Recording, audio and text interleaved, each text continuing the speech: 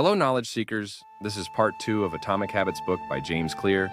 Make sure you follow the series if you don't. Check description for previous part or next part. If you like this book, you can buy this book for you or your favorite person. For buy link, check description. Let's start. Use headphones for best experience. The fundamentals, why tiny changes make a big difference.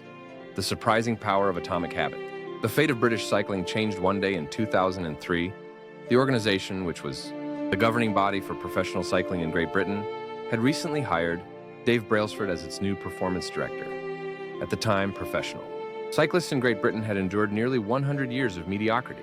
Since 1908, British riders had won just a single gold medal at the Olympic Games, and they had fared even worse in cycling's biggest race, the Tour de France. In 110 years, no British cyclist had ever won the event. In fact, the performance of British riders had been so underwhelming that one of the top bike manufacturers in Europe refused to sell bikes to the team because they were afraid that it would hurt sales if other professionals saw the Brits using their gear. Brailsford had been hired to put British cycling on a new trajectory. What made him different from previous coaches was his relentless commitment to a strategy that he referred to as the aggregation of marginal gains, which was the philosophy of searching for a tiny margin of improvement in everything you do. Brailsford said, the whole principle came from the idea that if you broke down everything you could think of that goes into riding a bike and then improve it by 1%, you will get a significant increase when you put them all together. Brailsford and his coaches began by making small adjustments you might expect from a professional cycling team. They redesigned the bike seats to make them more comfortable and rubbed alcohol on the tires for a better grip. They asked riders to wear electrically heated overshorts to maintain ideal muscle temperature while riding and used biofeedback sensors to monitor how each athlete responded to a particular workout. The team tested various fabrics in a wind tunnel and had their outdoor riders switch to indoor racing suits, which proved to be lighter and more aerodynamic. But they didn't stop there. Brailsford and his team continued to find 1% improvements in overlooked and unexpected areas. They tested different types of massage gels to see which one led to the fastest muscle recovery. They hired a surgeon to teach each rider the best way to wash their hands to reduce the chances of catching a cold. They determined the type of pillow and mattress that led to the best night's sleep for each rider. They even painted the inside of the team truck white, which helped them spot little bits of dust that would normally slip by unnoticed, but could degrade the performance of the finely tuned bikes. As these and hundreds of other small improvements accumulated, the results came faster than anyone could have imagined. Just 5 years after Brailsford took over, the British cycling team dominated the road and track cycling events at the 2008 Olympic Games in Beijing, where they won an astounding 60% of the gold medals available. 4 years later, when the Olympic Games came to London, the Brits raised the bar as they set 9 Olympic records and 7 world records. That same year, Bradley Wiggins became the first British cyclist to win the Tour de France.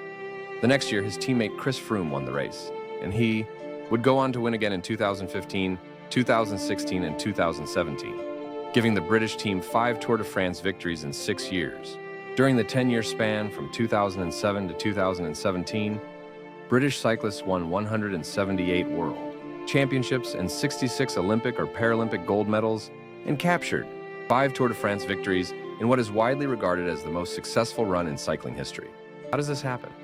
How does a team of previously ordinary athletes transform into world champions with tiny changes that, at first glance, would seem to make a modest difference at best? Why do small improvements accumulate into such remarkable results? And how can you replicate this approach in your own life? That's why small habits make a big difference. It is so easy to overestimate the importance of one defining moment and underestimate the value of making small improvements on a daily basis. 2. Often we convince ourselves that massive success requires massive action. Whether it is losing weight, building a business, writing a book, winning a championship, or achieving any other goal, we put pressure on ourselves to make some earth-shattering improvement that everyone will talk about. Meanwhile, improving by 1% isn't particularly notable. Sometimes it isn't even noticeable, but it can be far more meaningful, especially in the long run. The difference a tiny improvement can make over time is astounding. Here's how the math works out. If you can get 1% better each day for 1 year, you'll end up 37 times better by the time you're done. Conversely, if you get 1% worse each day for 1 year, you'll decline, nearly down to 0. What starts as a small win or a minor setback accumulates into something much more. 1% better every day, 1% worse every day for 1 year. 0.99365 equals 0.031% better every day for 1 year. 1.01. 365 equals 37.78. Figure number 1.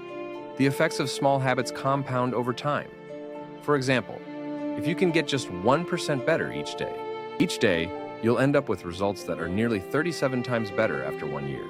Habits are the compound interest of self-improvement, the same way that money multiplies through compound interest. The effects of your habits multiply as you repeat them. They seem to make little difference on any given day, and yet the impact they deliver over the months and years can be enormous. It is only when looking back 2, 5, or perhaps 10 years later that the value of good habits and the cost of bad ones become strikingly apparent. This can be a difficult concept to appreciate in daily life. We often dismiss small changes because they don't seem to matter very much in the moment. If you save a little money now, you're still not a millionaire. If you go to the gym 3 days in a row, you're still out of shape. If you study Mandarin for an hour, tonight you still haven't learned the language. We make a few changes, but the results never seem to come quickly, and so we slide back into our previous routines. Unfortunately, the slow pace of transformation also makes it easy to let a bad habit slide. If you eat an unhealthy meal today, the scale doesn't move much. If you work late tonight and ignore your family, they will forgive you. If you procrastinate and put your project off until tomorrow, there will usually be time to finish it later. A single decision is easy to dismiss, but when we repeat 1% errors day after day, by replicating poor decisions, duplicating tiny mistakes, and rationalizing little excuses, our small choices compound into toxic results. It's the accumulation of many missteps, a 1% decline here and there, that eventually leads to a problem. The impact created by a change in your habits is similar to the effect of shifting the route of an airplane by just a few degrees. Imagine you are flying from Los Angeles to New York City. If a pilot leaving from LAX adjusts the heading just 3.5 degrees south, you will land in Washington, D.C. instead of New York. Such a small change is barely noticeable at takeoff. The nose of the airplane moves just a few feet. But when magnified across the entire United States, you end up hundreds of miles apart. Similarly, a slight change in your daily habits can guide your life to a very different destination. Making a choice that is 1% better or 1% worse seems insignificant in the moment, but over the span of moments that make up a lifetime, these choices determine the difference between who you are and who you could be. Success is the product of daily habits, not once-in-a-lifetime transformation. That said, it doesn't matter how successful or unsuccessful you are right now. What matters is whether your habits are putting you on the path towards success. You should be far more concerned with your current trajectory than with your current results. If you're a millionaire but you spend more than you earn each month, then you're on a bad trajectory. If your spending habits don't change, it's not going to end well. Conversely, if you're broke but you save a little bit every month, then you're on the path toward financial freedom, even if you're moving slower than you'd like. Your outcomes are a lagging measure of your habits. Your net worth is a lagging measure of your financial habits. Your weight is a lagging measure of your eating habits. Your knowledge is a lagging measure of your learning habit. Your clutter is a lagging measure of your cleaning habits. You get what you repeat. If you want to predict where you'll end up in life, all you have to do is follow the curve of tiny gains or tiny losses and see how your daily choices will compound 10 or 20 years down the line. Are you spending less than you earn each month? Are you making it into the gym each week? Are you reading books and learning something new each day? Tiny battles like these are the ones that will define your future self. Time magnifies the margin between success and failure. It will multiply whatever you feed it. Good habits make time your ally. Bad habits make time your enemy. Habits are a double-edged sword. Bad habits can cut you down just as easily as good habits can build you up, which is why understanding the details is crucial. You need to know how habits work and how to design them to your liking so you can avoid the dangerous half of the blade. Your habits can compound for you or against you. Positive compounding, productivity compounds. Accomplishing one extra task is a small feat on any given day, but it counts for a lot over an entire career. The effect of automating an old task or mastering a new skill can be even greater. The more tasks you can handle without thinking, the more your brain is free to focus on other areas. Knowledge compounds. Learning one new idea won't make you a genius, but a commitment to lifelong learning can be transformative. Furthermore, each book you read not only teaches you something new, but also opens up different ways of thinking about old ideas. As Warren Buffett says, that's how knowledge works. It builds up like compound interest. Relationships compound. People reflect your behavior back to you. The more you help others, the more others want to help you. Being a little bit nicer in each interaction can result in a network of broad and strong connections over time. Negative compounding, stress compounds. The frustration of a traffic jam, the weight of parenting responsibilities, the worry of making ends meet, the strain of slightly high blood pressure. By themselves, these common causes of stress are manageable. But when they persist for years, little stresses compound into serious health issues. Negative thoughts compound. The more you think of yourself as worthless, stupid, or ugly, the more you condition yourself to interpret life that way. You get trapped in a thought loop. The same is true for how you think about others. Once you fall into the habit of seeing people as angry, unjust, or selfish, you see those kind of people everywhere. Outrage compounds. Riots, protests, and mass movements are rarely the result of a single event. Instead, a long series of microaggressions and daily aggravations slowly multiply until one event tips the scales and outrage spreads like wildfire. What progress is really like? Imagine that you have an ice cube sitting on the table in front of you. The room is cold and you can see your breath. It is currently 25 degrees. Ever so slowly, the room begins to heat up. 26 degrees, 27, 28. The ice cube is still sitting on the table in front of you. 29 degrees, 30, 31. Still nothing has happened. Then 32 degrees, the ice begins to melt. A 1-degree shift, seemingly no different from the temperature increases before it, has unlocked a huge change. Breakthrough moments are often the result of many previous actions, which build up the potential required to unleash a major change. This pattern shows up everywhere. Cancer spends 80% of its life undetectable, then takes over the body in months. Bamboo can barely be seen for the first 5 years as it builds extensive root systems underground before exploding 90 feet into the air within 6 weeks. Similarly, habits often appear to make no difference until you cross a critical threshold and unlock a new level of performance. In the early and middle stages of any quest, there is often a valley of disappointment. You expect to make progress in a linear fashion, and it's frustrating how ineffective changes can seem during the first days, weeks, and even months. It doesn't feel like you are going anywhere. It's a hallmark of any compounding process. The most powerful outcomes are delayed. This is one of the core reasons why it is so hard to build habits that last. People make a few small changes, fail to see a tangible result, and decide to stop. You think, I've been running every day for a month, so why can't I see any change in my body? Once this kind of thinking takes over, it's easy to let good habits fall by the wayside. But in order to make a meaningful difference, habits need to persist long enough to break through this plateau, what I call the plateau of latent potential. If you find yourself struggling to build a good habit or break a bad one, it is not because you have lost your ability to improve. It is often because you have not yet crossed the plateau of latent potential. Complaining about not achieving success despite working hard is like complaining about an ice cube not melting when you heated it from 25 to 31 degrees. Your work was not wasted, it is just being stored. All the action happens at 32 degrees. When you finally break through the plateau of latent potential, people will call it an overnight success. The outside world only sees the most dramatic event, rather than all that preceded it. But you know that it's the work you did long ago, when it seemed that you weren't making any progress, that makes the jump today possible. It is the human equivalent of geological pressure. Two tectonic plates can grind against one another for millions of years, the tension slowly building all the while. Then, one day they rub each other once again, in the same fashion they have for ages. But this time, the tension is too great. An earthquake erupts. Change can take years before it happens all at once. Mastery requires patience. The San Antonio Spurs, one of the most successful teams in NBA history, have a quote from social reformer Jacob Riis hanging in their locker room. When nothing seems to help, I go and look at a stone cutter hammering away at his rock, perhaps 100 times without as much as a crack showing in it. Yet at the 101st blow, it will split in two. And I know it was not that last blow that did it, but all that had gone before. The plateau of latent potential, figure 2. We often expect progress to be linear. At the very least, we hope it will come quickly. In reality, the results of our efforts are often delayed. It is not until months or years later that we realize the true value of the previous work we have done. This can result in a valley of disappointment, where people feel discouraged after putting in weeks or months of hard work, without experiencing any results. However, this work was not wasted. It was simply being stored.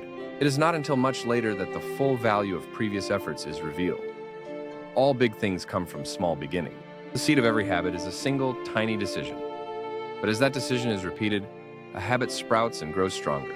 Roots entrench themselves and branches grow. The task of breaking a bad habit is like uprooting a powerful oak within us. And the task of building a good habit is like cultivating a delicate flower one day at a time. But what determines whether we stick with a habit long enough to survive the plateau of latent potential and break through to the other side? What is it that causes some people to slide into unwanted habits and enables others to enjoy the compounding effects of good ones? Forget about goals. Focus on systems instead.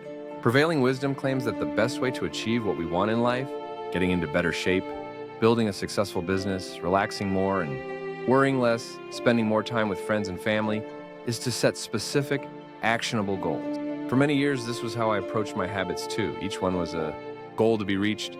I set goals for the grades I wanted to get in school, for the weights I wanted to lift in the gym, for the profits I wanted to earn in business. I succeeded at a few, but I failed at a lot of them.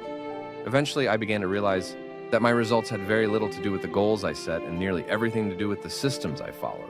What's the difference between systems and goals? It's a distinction I first learned from Scott Adams, the cartoonist behind the Dilbert comic. Goals are about the results you want to achieve. Systems are about the processes that lead to those results. If you're a coach, your goal might be to win a championship. Your system is the way you recruit players, manage your assistant coaches, and conduct practice. If you're an entrepreneur, your goal might be to build $1 million business. Your system is how you test product ideas, hire employees, and run marketing campaigns. If you're a musician, your goal might be to play a new piece. Your system is how often you practice, how you break down and tackle difficult measures, and your method for receiving feedback from your instructor. Now for the interesting question. If you completely ignored your goals and focused only on your system, would you still succeed? For example, if you were a basketball coach and you ignored your goal to win a championship and focused only on what your team does at practice each day, would you still get results? I think you would. The goal in any sport is to finish with the best score, but it would be ridiculous to spend the whole game staring at the scoreboard. The only way to actually win is to get better each day. In the words of three-time Super Bowl winner Bill Walsh, the score takes care of itself. The same is true for other areas of life. If you want better results, then forget about setting goals. Focus on your system instead. What do I mean by this? Are goals completely useless? Of course not. Goals are good for setting a direction, but systems are best for making progress. A handful of problems arise when you spend too much time thinking about your goals and not enough time designing your systems. Problem number 1. Winners and losers have the same goals. Goal setting suffers from a serious case of survivorship bias.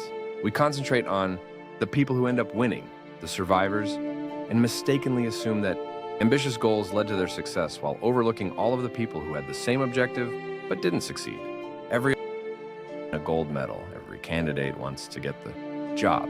And if successful and unsuccessful people share the same goals, then the goal cannot be what differentiates the winners from the losers. It wasn't the goal of winning the Tour de France that propelled the British cyclists to the top of the sport.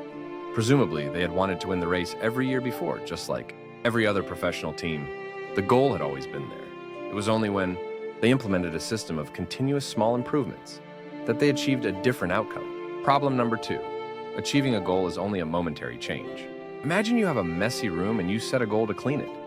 If you summon the energy to tidy up, then you will have a clean room for now. But if you maintain the same sloppy pack rat habits that led to a messy room in the first place, soon you'll be looking at a new pile of clutter and hoping for another burst of motivation. You're left chasing the same outcome because you never changed the system behind it. You treated a symptom without addressing the cause. Achieving a goal only changes your life for the moment. That's the counterintuitive thing about improvement. We think we need to change our results, but the results are not the problem. What we really need to change are the systems that cause those results. When you solve problems at the results level, you only solve them temporarily.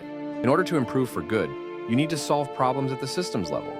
Fix the inputs, and the outputs will fix. Problem number 3, goals restrict your happiness. The implicit assumption behind any goal is this: once I reach my goal, then I'll be happy. The problem with a goals-first mentality is that you're continually putting happiness off until the next milestone. I've slipped into this trap so many times I've lost count. For years, happiness was always something for my future self to enjoy. I promised myself that once I gained 20 pounds of muscle, or after my business was featured in the New York Times, then I could finally relax. Furthermore, goals create an either-or conflict. Either you achieve your goal and are successful, or you fail and you are a disappointment. You mentally box yourself into a narrow version of happiness. This is misguided. It is unlikely that your actual path through life will match the exact journey you had in mind when you set out. It makes no sense to restrict your satisfaction to one scenario when there are many paths to success. A systems-first mentality provides the antidote. When you fall in love with the process rather than the product, you don't have to wait to give yourself permission to be happy. You can be satisfied anytime your system is running, and a system can be successful in many different forms, not just the one you first envisioned. Problem number 4. Goals are at odds with long-term progress. Finally, a goal-oriented mindset can create a yo-yo effect. Many runners work hard for months, but as soon as they cross the finish line, they stop training. The race is no longer there to motivate them. When all of your hard work is focused on a particular goal, what is left to push you forward after you achieve it? This is why many people find themselves reverting to their old habits after accomplishing a goal. The purpose of setting goals is to win the game. The purpose of building systems is to continue playing the game. True long-term thinking is goalless thinking. It's not about any single accomplishment. It is about the cycle of endless refinement and continuous improvement. Ultimately, it is your commitment to the process that will determine your progress. A system of atomic habits. If you're having trouble changing your habits, the problem isn't you. The problem is your system. Bad habits repeat themselves again and again, not because you don't want to change, but because you have the wrong system for change. You do not rise to the level of your goals. You fall to the level of your systems. Focusing on the overall system rather than a single goal is one of the core themes of this book. It is also one of the deeper meanings behind the word atomic. By now, you've probably realized that an atomic habit refers to a tiny change, a marginal gain, a 1% improvement. But atomic habits are not just any old habits, however small. They are little habits that are part of a larger system. Just as atoms are the building blocks of molecules, atomic habits are the building blocks of remarkable results. Habits are like the atoms of our lives. Each one is a fundamental unit that contributes to your overall improvement. At first, these tiny routines seem insignificant, but soon they build on each other and fuel bigger wins that multiply to a degree that far outweighs the cost of their initial investment. They are both small and mighty. This is the meaning of the phrase atomic habits, a regular practice or routine that is not only small and easy to do, but also the source of incredible power, a component of the system of compound growth. Chapter summary. Habits are the compound interest of self-improvement. Getting 1% better every day counts for a lot in the long run. Habits are a double-edged sword. They can work for you or against you, which is why understanding the details is essential. Small changes often appear to make no difference until you cross a critical threshold. The most powerful outcomes of any compounding process are delayed. You need to be patient. An atomic habit is a little habit that is part of a larger system. Just as atoms are the building blocks of molecules, atomic habits are the building blocks of remarkable results. If you want better results, then forget about setting goals. Focus on your system instead. You do not rise to the level of your goals, you fall to the level of your system. How your habits shape your identity, and vice versa. Why is it so easy to repeat bad habits and so hard to form good ones? Few things can have a more powerful impact on your life than improving your daily habit. And yet it is likely that this time next year you'll be doing the same thing rather than something better. It often feels difficult to keep good habits going for more than a few days, even with sincere effort and the occasional burst of motivation. Habits like exercise, meditation, journaling, and cooking are reasonable for a day or two and then become a hassle. However, once your habits are established, they seem to stick around forever, especially the unwanted ones. Despite our best intentions, unhealthy habits like eating junk food, watching too much television, procrastinating, and smoking can feel impossible to break. Changing our habits is challenging for 2 reasons. Number 1, we try to change the wrong thing, and 2, we try to change our habits in the wrong way. Chapter, I'll address the first point. In the chapters that follow, I'll answer the second. Our first mistake is that we try to change the wrong thing. To understand what I mean, consider that there are 3 levels at which change can occur. You can imagine them like the layers of an onion. 3 layers of behavior: change, outcome, process, identity. Figure 3, there are 3 layers of behavior change: a change in your outcomes, a change in your processes, or a change in your identity. The first layer is changing your outcomes. This level is concerned with changing your results: losing weight, publishing a book, winning a championship. Most of the goals you set are associated with this level of change. The second layer is changing your process.